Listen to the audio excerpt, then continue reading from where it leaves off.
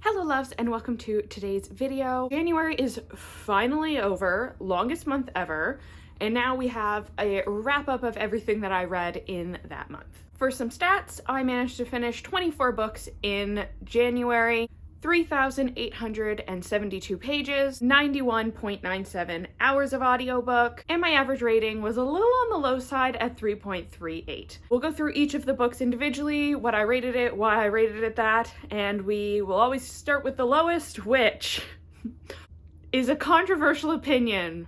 We're starting out strong. I gave a 1.5 to Quicksilver by Callie Hart. This was my book club pick for the month. It also made it onto so many best books of the year lists, like so many. However, I hated this book so much. I wanted to DNF it based on the cover and pushed through because it was for book club and really wish I had just never picked it up at all. This is a romantasy with fairies. Our main character, Saris, is in this like desert world where there's water rations. Then she like breaks into the queen's castle because she committed a crime and she gets yoinked into the Fae realm by Kingfisher. And turns out she's a super special girl who has alchemist powers and is one of the people who can forge with Quicksilver. This is arguably supposed to be enemies to lovers, but the reasons that they hate each other make absolutely no sense at all. It seemed like just a checklist of all of the romantasy tropes, and we're just crossing them off, like fairy, smelling the horniness, refuses to wear dresses, just every possible conceivable trope you could think of in the Fae realm genre for romantasy was there, but not fully fleshed out enough to actually make an interesting novel. When I've been talking to people about this book, there is one particular conversation plot point that I like to bring up about why this book was just such an unbearable experience for me. And this happens quite early in the book. Saris has been snatched by the Fae, and she's like, well, I can't leave my brother though, they're gonna kill my brother. So she sends the Fae back through the portal to grab her brother.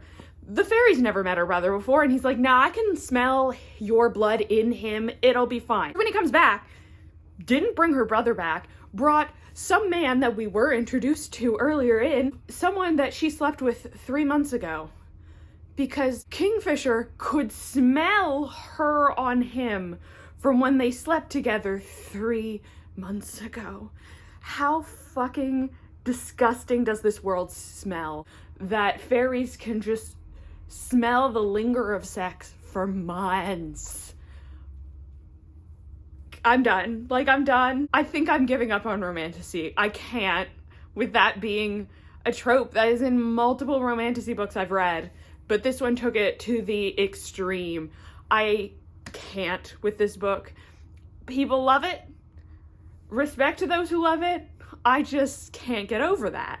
So that one was a 1.5 for me. Lowest rating I gave in a while. Next book I gave a 2.25 to, and that's the Twyford Code by Janice Hallett. This is a mystery novel told through like audio transcriptions. I listened to the audiobook, so it was actually like acted out, which I found helped. However, I was just so bogged down by this book. I don't know what it was trying to do in padding out the length of it. You're following this man who, when he was a kid, has this memory of finding a book on a bus and bringing it into school, and his teacher being like, this book was banned. I think, was it his teacher got killed or disappeared or something? I don't know. This book plays with basically false memories and rewriting of history and the unreliability of all of the narrators to the point where it got so convoluted I didn't know what was happening because the story kept changing one moment to the next, and I guess that was the point, but it lost me. Couldn't keep track of whose narrative I was supposed to be trusting, didn't connect with any of the characters. This one was a total miss for me. I'll still read other Janice Hallett because I liked the Mysterious Case of the Alberton Angels, but ooh, this one was a whiff for me.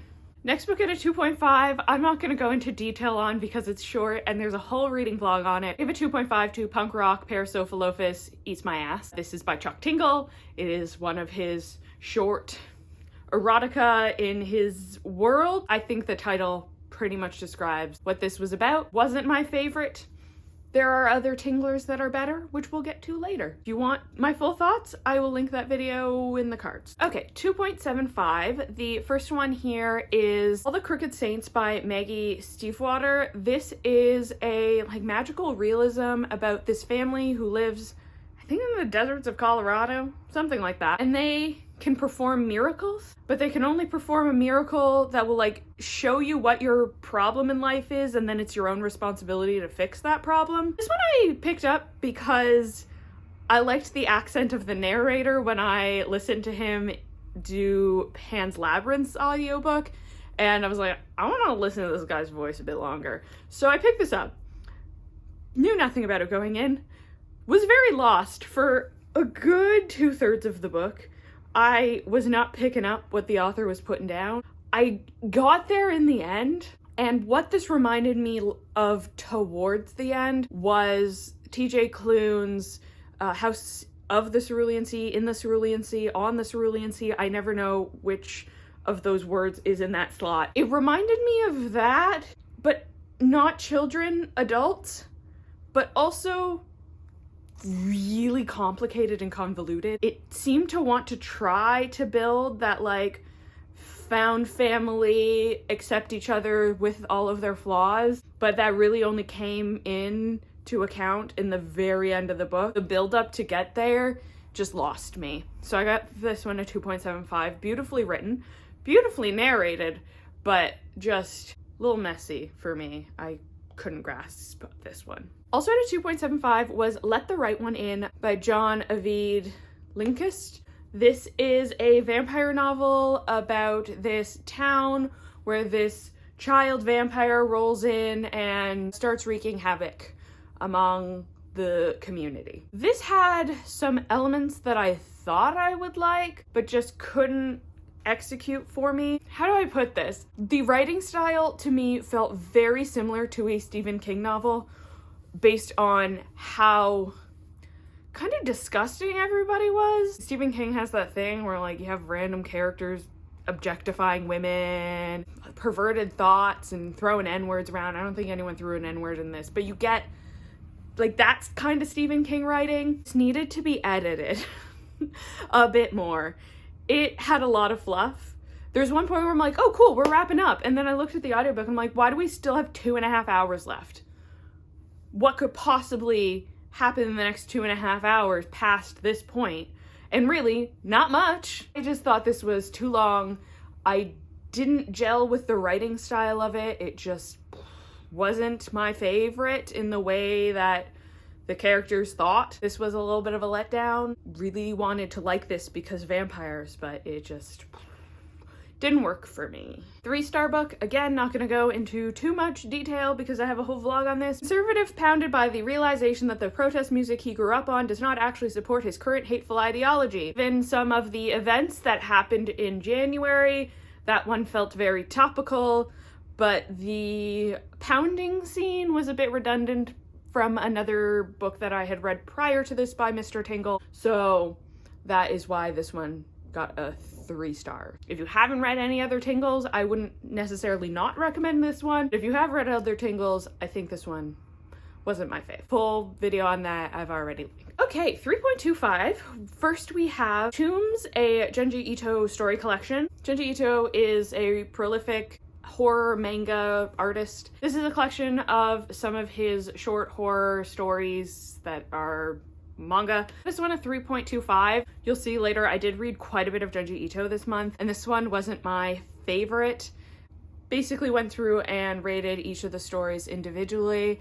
I think this one was the one with the house that had 2 levels, and I had to reread that one twice because I had no idea what was happening. So that one was a miss for me, and most of the other ones were just kind of okay. So Tombs was not my favorite one, but I do recommend Junji Ito overall. I also started the Sworn Soldier series in January with the first book, What Moves the Dead by T. Kingfisher. This is about a sworn soldier who visits their friends in this mansion, and when they get there, they find that the house is kind of fallen apart and these mushrooms have taken over.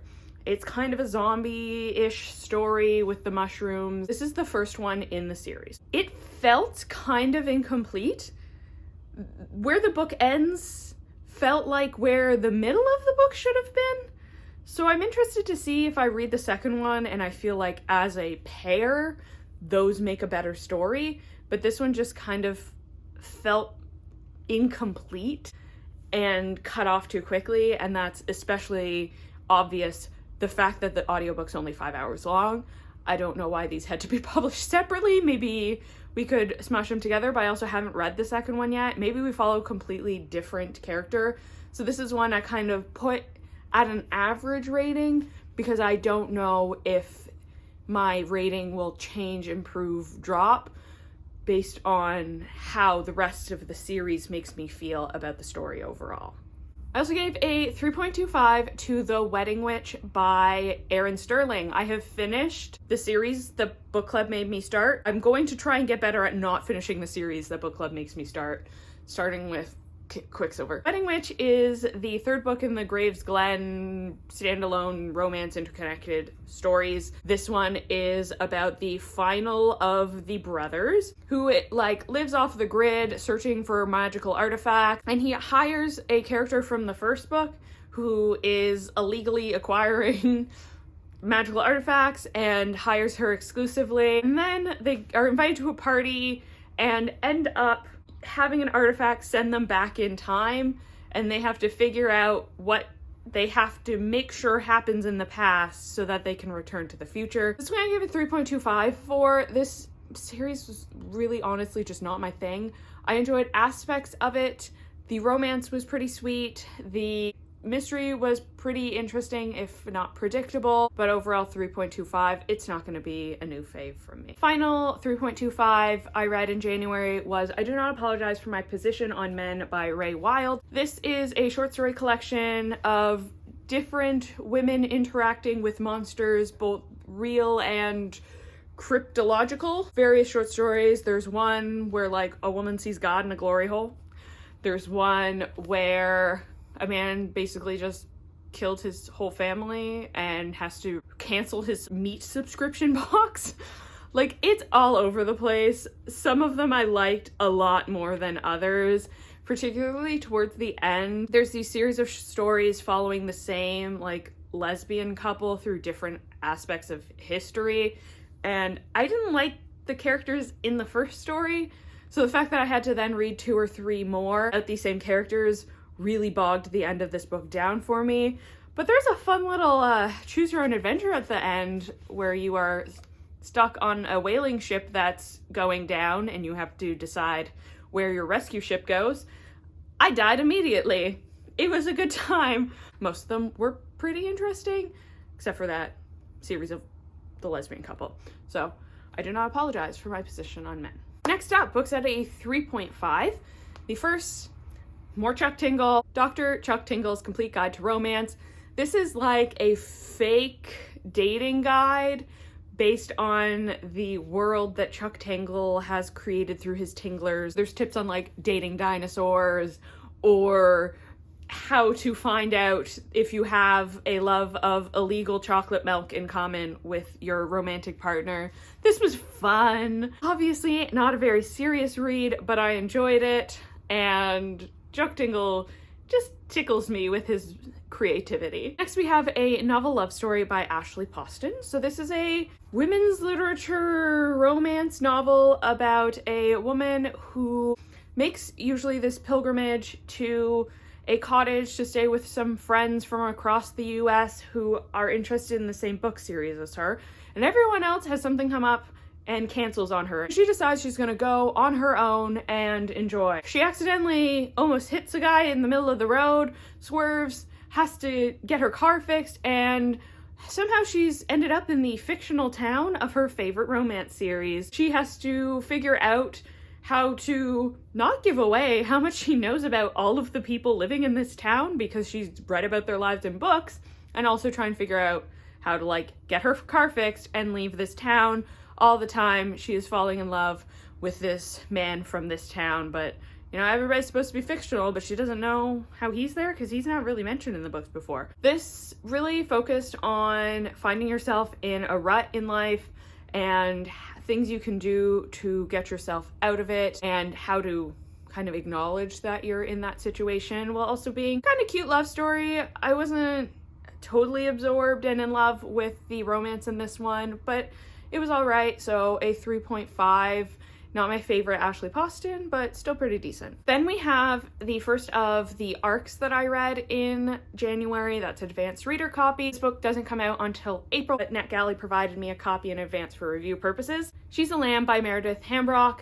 This is about a woman who works in like a regional theater in Vancouver, and she wants to be a musical theater star. She does not want to work in commercials. She does not want to work in plays. She wants to be a musical theater star. So when her theater is putting on a production of Sound of Music, she obviously auditions. She gets a role in the production, but not in the musical itself. She's tasked with wrangling the children. So she is convinced that she's actually secretly the understudy for Maria. So she is trying to do her job and practice and do all of these things to prove herself to the director that she should be the star. The description for this one says it's like Yellowface and All's Well, which I definitely agree with. For Yellowface, it definitely has the hateable narrator who just goes to extreme lengths and has deluded themselves into thinking they are better than everyone around them. For All's Well, you definitely have the aspects of a woman who's not mentally well trying her best to put on the best play ever. Unlike All's Well, where you kind of feel bad for the character because of her chronic pain, or Yellowface, where she's just constantly doing the most unhinged stuff. This character really doesn't do that much actually unhinged until the very end of the book. The middle part of it drags so much of like, I went to rehearsals again and kind of ignored my job to practice my singing, or I went to my job again and the person playing Maria has terrible chemistry with the guy playing the captain. But it had such a good premise. I'm definitely convinced that other people will love this if you happen to be a fan of the character that you just are so annoyed by the whole time but can't look away. It just wasn't the right one for me in this case, but definitely She's a Lamb I would still recommend to specific people. Hello, my sibling who works in a regional theater. And I also read Natural Beauty by Ling Ling Wong and gave this a 3.5. This is about a woman who used to be like a piano prodigy. And when we find her at the beginning of the book, she has stopped playing piano. She takes a job at this skincare company. And this skincare company requires you to use all of their product, customizes them to your exact pH and DNA. And she finds that as she's using these products, she is kind of losing herself. I can definitely appreciate some of the things that this book was trying to do with regards to identity, because it is pretty important to the plot that the main character is Chinese. Her parents came to the US as immigrants and had to build up from nothing. And the more she is sucked into this world of beauty, the more she loses that identity. The book says that she's like pulled in by the charismatic owner of it, but I didn't feel like the relationships had a lot of depth to the point where the character motivations made sense. I was a little sad because I was hoping to love this. I'd still think it is a good read if you are interested in cultural identity being lost as a result of immigration. For me, going into it looking for a bit more of the horror aspect, I just felt that it kind of missed the mark for me. It's not a new favorite. So, Ling Ling Wong, I'll still probably give another try too, but this one just didn't hit as much as I hoped it would. I mentioned Pan's Labyrinth earlier. I thought I read that in December. I did actually read that in January. So, Pan's Labyrinth by Cornelia Funke. I remember the audiobook blew me away with how that is actually pronounced, and I cannot remember for the life of me how it is actually pronounced. and Guillermo del Toro. So Pan's Labyrinth was originally a Guillermo del Toro movie about this little girl during a war in Spain, I think, and her kind of escaping to a fairy world to cope with all of the stuff that's going on around her. This is 3.5. I think the movie is good enough.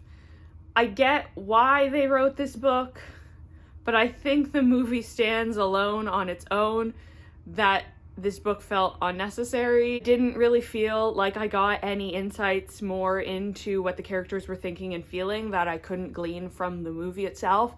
And that movie is just so visually stunning. I have nightmares about the Pale Man. I think that this just felt kind of gimmicky, honestly. But I did love the narrator's voice. So Tom Riviera, definitely recommend listening to his audiobooks. All right, next 3.5 is the Locked Tomb series, the first one, Gideon the Ninth by Tamsin Muir. This is about lesbian necromancers. So our main character, Gideon the Ninth, is basically a bodyguard to the daughter of the king and queen of, I think, the Ninth. I really was not totally clear on the geography, which is why this is kind of a 3.5. He keeps trying to escape this planet, and then the necromantic lord guy announces that he's taking one person from every district, planet, world, still again unclear on the geography here, and putting them through trials to see who will become his new servant. Somehow Gideon ends up roped in with the princess here to go and do these trials. Then, once they get there, people start dying and it turns into a murder mystery. I enjoyed it when it got there. The front heavy lore building, whew, I'm a little lost. I'm hoping that I can catch back up in the second one. I might have to listen to this one again. There's a lot of lore going on, and people have multiple names, which is always my downfall, is like, who's Harrowhawk? And who's Harrow? Are those the same person? I don't know. Everyone's the Ninth, but then some people are the Fifth. Naming conventions of the people confused me. Some of the world building at the beginning confused me, and I lost track of it by the time it was actually relevant to the plot. So this gets a 3.5 because that's definitely a me problem. I struggle with geography and with names. It is my flaw when it comes to reading fantasy books. But I did really like the murder mystery plot. I liked the lore building of the necromantic magic. I liked that it was a mix of fantasy and sci-fi at the same time. I liked all those elements, but boy did I get lost in the lore. Maybe I will have to reread this. Maybe I just push through to the second one and hope that I catch back up. 3.5 as a me problem. I feel kind of bad that that book got the same as the next book. Lights Out by Nevessa Allen. Oh, this is a dark romance that I read because some of the girls brought it up in book club, and I was like, well, I have to read this now. It is about this woman who's a nurse, and one of her guilty pleasures is those TikTok videos of guys in masks doing thirst traps, which honestly, funnier in retrospect now that we found out prior to the ban that some of those were actually women. But regardless, she is obsessed with these thirst trap masked guys. And she doesn't realize that her favorite masked creator happens to be her situationship's roommate, who also kind of likes her. So he finds out that she really likes these types of TikToks. So what does he do with this information? He breaks into her house masked up. She rolls with that, I guess. And she figures out pretty quickly that it's him. So I guess that's consensual and fine, but plays off so weird. Cannot tell you what a wild ride this book was.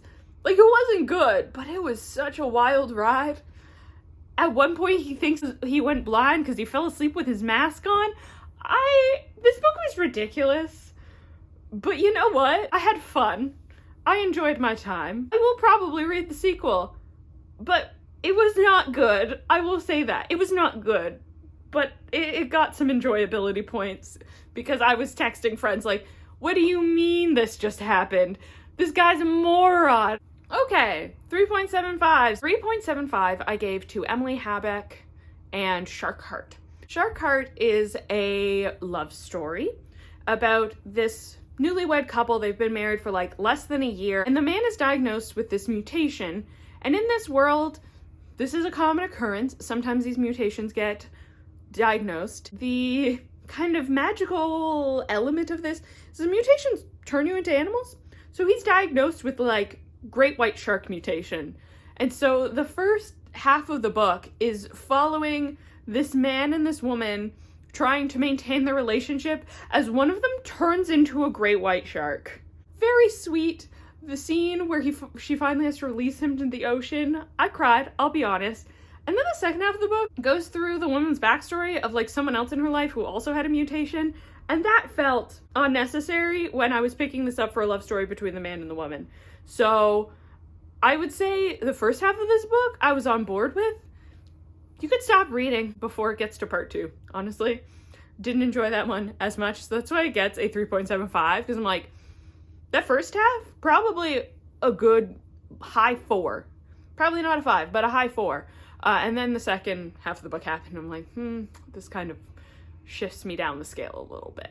4-star books. We have quite a few here. First 4 is Just Like Mother by Anne Hetzel. This is about a woman who grew up in like a matriarchal cult. She was rescued from it when she was like 8 years old and was adopted out to a lovely family and is now grown up and is in her 30s, and she's not living the best life, but she's surviving based on her traumatic backstory. She finally, after years and years and years of searching, manages to track down her sister from the cult.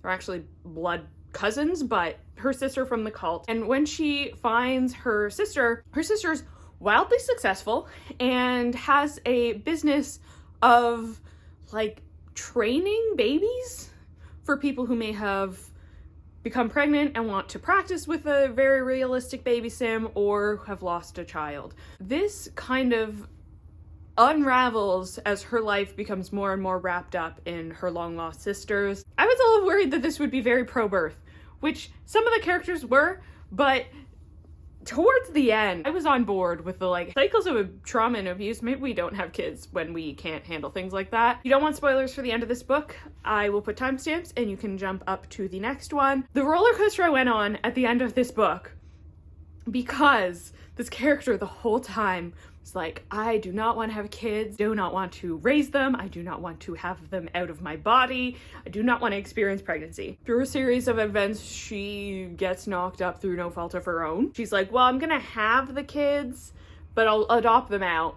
And then after she gives birth, she changes her mind. She's like, actually, I don't want to give them to the person I chose to adopt. And I was like, oh no, I hate when books do that. But then she was using them to lure in her crazy sister and then gave them to the adoptive mother after the FBI arrested her. And was like, cool. Whew, you really had me going there for a second. I was very worried, but you saved it. You had cults in this. You had Auntie wanting to be a mother, which is a sentiment I very much relate to. I enjoyed this one, so I gave it a 4. It was a wild ride. Also a 4 was Fragments of Horror by Junji Ito. This is another one of his short manga horror short story collections. This is another one that I rated all the stories on and it ended up at a 4. So there were more hits than misses in this one. This was the first one I read like way back in the beginning of January, and again, I've read so many of them, cannot tell you which stories are in which book at this point. Enjoyed it when I read it, and I would recommend reading them if you like horror manga. Junji Ito is the best, so definitely a good time, and his work so grotesque, but in the most beautiful way possible, which is very weird to say until you see it and you're like, oh yeah. I also read Sochi, a Junji Ito short story collection. These ones were a more cohesive through narrative. They focus around this family, and very particularly the son of this family, who is just really messed up. Like, he keeps nails in his mouth, and he like uses voodoo dolls to curse his cousins. And it's basically a bunch of vignettes of this guy basically trying to curse the people around him when he doesn't get his way, how that backfires on him sometimes. But that kid's messed up, but it was a good time. I enjoyed it. Also, some of the magic was real, but also maybe not real. It really had me questioning. I enjoyed this collection. I would recommend this one. I read 2 Chuck Tingles. I'll lump them together. They were both 4 stars. My full thoughts are in that video. The 2 that I read were Bisexual Mothman Mailman Makes a Special Delivery in Our Butts and Pounded by My Pre-Order of Chuck Tingle's new traditionally published horror novel Bury Your Gaze, because pre-ordering is a fantastic way of directly supporting authors you like. Both of those, 4 stars. No notes. Enjoyed them. They weren't fine literature, so they're not going to get a 5, but did I regret reading them? No. I had a good time. I had a silly Sunday of reading some weird erotica, and I enjoyed my day. Whole video available for you if you want the actual thoughts and breakdown, but they ended up at being a 4. And finally, best book that I read in the month of January, a 5-star. We started out the year with a 5-star in January. It took me until like April to get a 5-star last year. Without further ado, Blood on Her Tongue by Joanna Van Veen. I was lucky enough to get the advanced copy of it from NetGalley. This was my most anticipated read of 2025. And thank you, NetGalley, for letting me read it because I loved it so much. This is a historical fiction, but really horror novel about this pair of twins. One of the twins is married into high society and she falls ill, so her sister has to come to stay with her to keep her company while she's recovering. The illness that the twin got might have been contracted when she was assisting with an autopsy on a bog body. And this has like vampire but not vampire vibes. It reminded me of Dracula sections where Mina and Lucy are like taking care of each other. Are lesbian vibes, if that's what you wanted. I loved this. Joanna Van Veen's writing is so beautiful and poignant. The lore building around the bog body and the illness she contracted, so intricate and interesting. The characters, even the ones that weren't likable, were so well written, so understandable, so connected to the story. I loved this so much. Thank you, Joanna Van Veen. You are probably one of my top authors of all time now because both of your books have been 5 stars for me. This book comes out, I think, in March. I definitely, if you like gothic horror, if you want like Dracula, but Mina and Lucy are lesbians, please pick this book up so that I can get more Joanna Van Veen books because exquisite. That is all of the books that I read in January. Let me know in the comments down below what the best book you read in January was, or put the tongue emoji in the comments for Blood on Her Tongue. If you enjoyed, like and consider subscribing so you don't miss what I'm reading in the month of February. Thank you so much for watching and have a great day.